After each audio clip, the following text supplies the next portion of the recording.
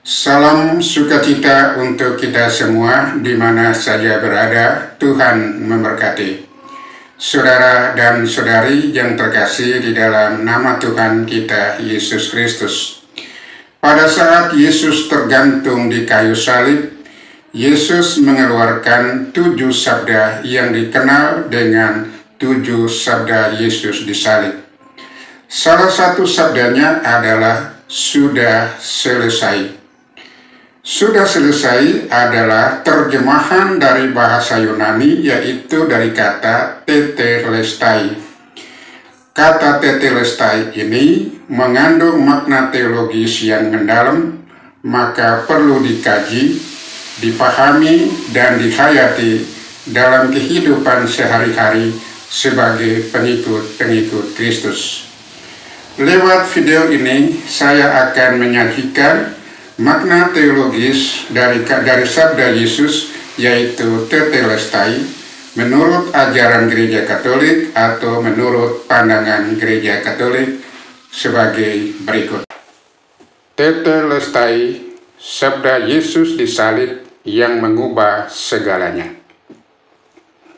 Saudara, kata tetelestai adalah salah satu dari 7 perkataan Yesus di kayu salib. Kata ini berasal dari bahasa Yunani dan hanya muncul dalam Injil Yohanes 19 ayat 30 sebagai berikut. Sesudah Yesus menerima anggur asam itu, berkatalah ia, sudah selesai. Lalu ia menundukkan kepalanya dan menyerahkan nyawanya. Dalam teks aslinya, kata sudah selesai diterjemahkan dari tetelestai. Makna kata ini begitu dalam dan mencakup beberapa aspek teologis yang penting. Yang pertama, makna leksikal kata tetelestai. Makna dalam bahasa Yunani, tetelestai adalah kata kerja perfect tense dari kata teleo yang berarti menyelesaikan, membayar lunas, atau menyempurnakan. Perfect tense menunjukkan suatu tindakan yang telah selesai di masa lampau, tetapi dampaknya terus berlanjut sampai sekarang ini. Dengan kata lain, ketika Yesus berkata tetelestai, berarti Yesus menyatakan bahwa misi penyelamatannya telah diselesaikan secara sempurna dan efeknya tetap berlaku selama-lamanya. Yang kedua, penggunaan dalam konteks sehari-hari. Pada zaman Yesus, kata tetelestai digunakan dalam berbagai macam situasi. Pertama, dalam dunia bisnis. Saat seseorang melunasi hutangnya, ia akan menerima dokumen dengan cap tetelestai yang berarti lunas atau sudah dibayar penuh. Ini menunjukkan bahwa dosa manusia telah dilunasi oleh pengorbanan Kristus. Kedua, dalam dunia hukum. Jika seseorang menjalani hukuman penjara dan telah menyelesaikan hukumannya, maka pada dokumennya akan tertulis tetelestai yang berarti ia bebas sepenuhnya. Saudara, Yesus melalui kematiannya membebaskan manusia dari hukuman dosa. Ketiga, dalam dunia militer. Seorang prajurit yang menyelesaikan tugas atau misinya akan melaporkan kepada komandannya dengan berkata tetelestai, yang berarti tugasnya telah dijalankan dengan sempurna. Saudara terkasih, ini melambangkan bahwa Yesus telah menyelesaikan kehendak Bapanya di surga. Yang kedua, makna teologis dari tetelestai. Pertama, penggenapan nubuat mesianik.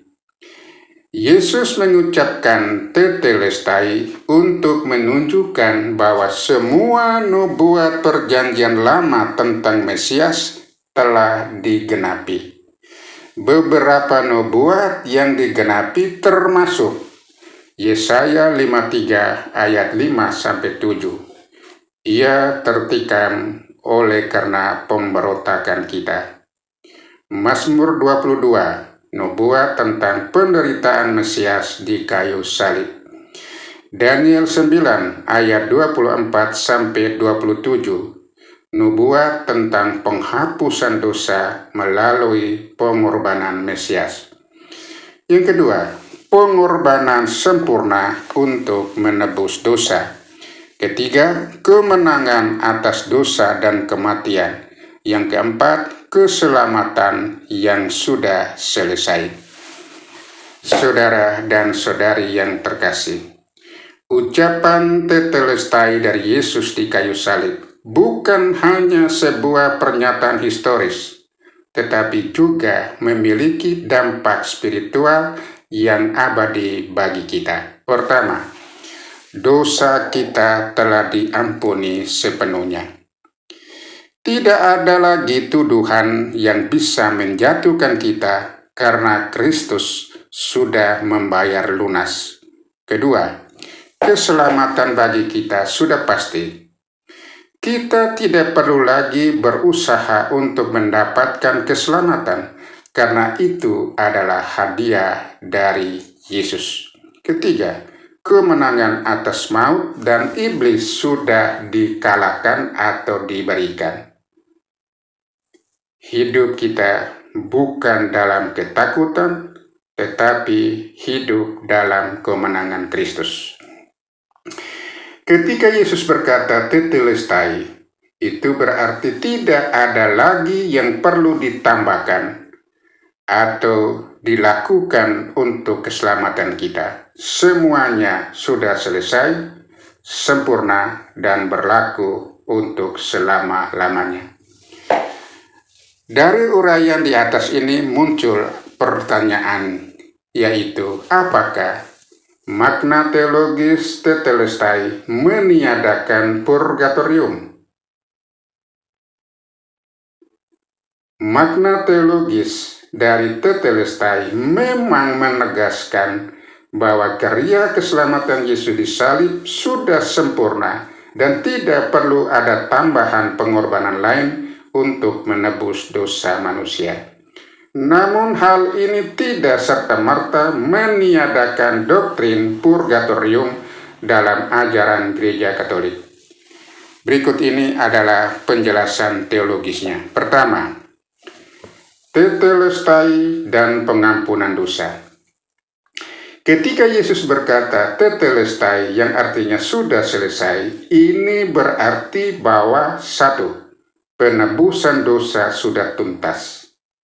Yesus telah membayar harga penuh untuk keselamatan manusia. Baca Kolose 2 ayat 14. Yang kedua, keselamatan hanya melalui Kristus. Tidak ada usaha manusia yang bisa menggantikan atau menambah karya Kristus.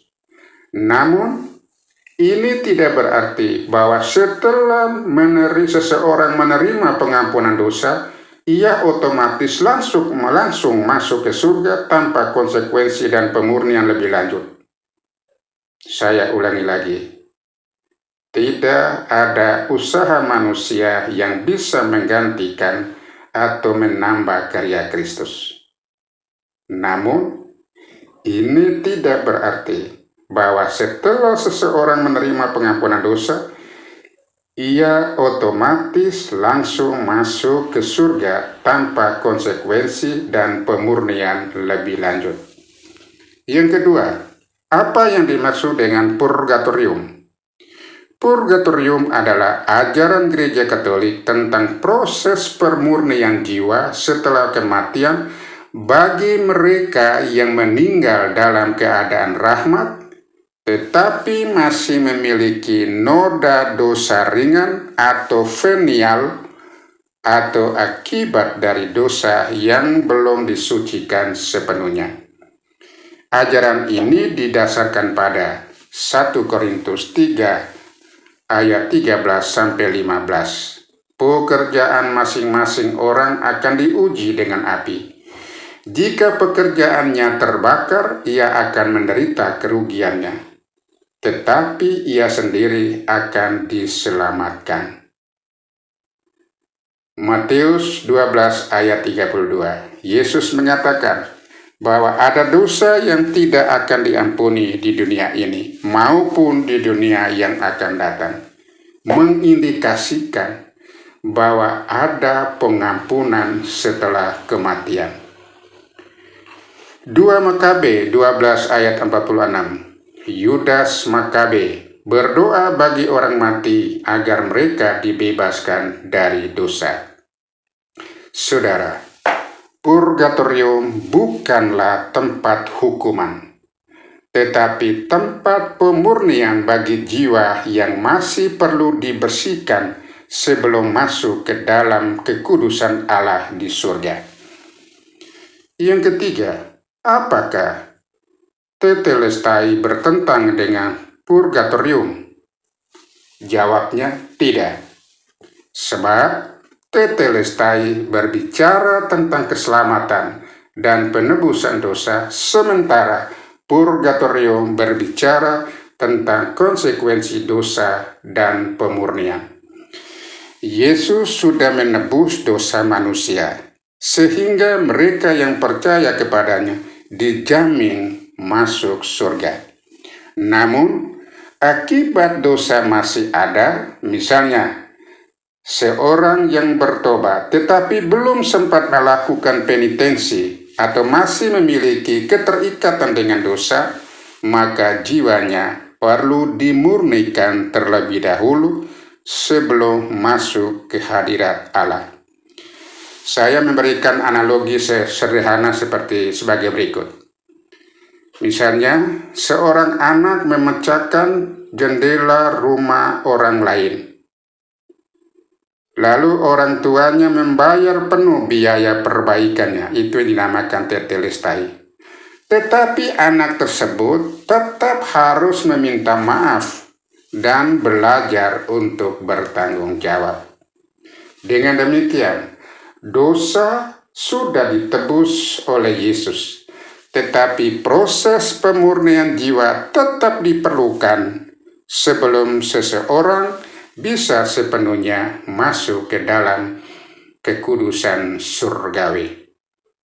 Kesimpulan, makna tetelestai tidak meniadakan purgatorium, tetapi justru menjadi dasar utama bahwa keselamatan sudah dijamin bagi orang yang percaya kepada Kristus. Purgatorium bukan soal pembayaran dosa yang belum lunas, tetapi soal pemurnian jiwa sebelum bersatu dengan Allah dalam kekudusannya. Jadi, ajaran Katolik tetap konsisten dengan sabda Yesus di salib. Tetelestai berarti penebusan dosa sudah selesai dan tidak ada lagi hukuman kekal bagi mereka yang percaya. Sedangkan purgatorium adalah pemurnian bagi mereka yang sudah selamat tetapi masih perlu disucikan sebelum melihat Allah dari muka dengan muka. Seperti yang dikatakan dalam kitab Wahyu, tidak ada sesuatu yang najis akan masuk ke dalamnya. Saya ulangi lagi, tidak ada sesuatu yang najis akan masuk ke dalamnya. Wahyu 21 ayat 27. Jadi purgatorium adalah proses pemurnian bagi mereka yang sudah selamat tetapi perlu penyucian supaya bisa masuk ke dalam kekudusan surgawi. Semoga Tuhan memberkati kita semua. Amin.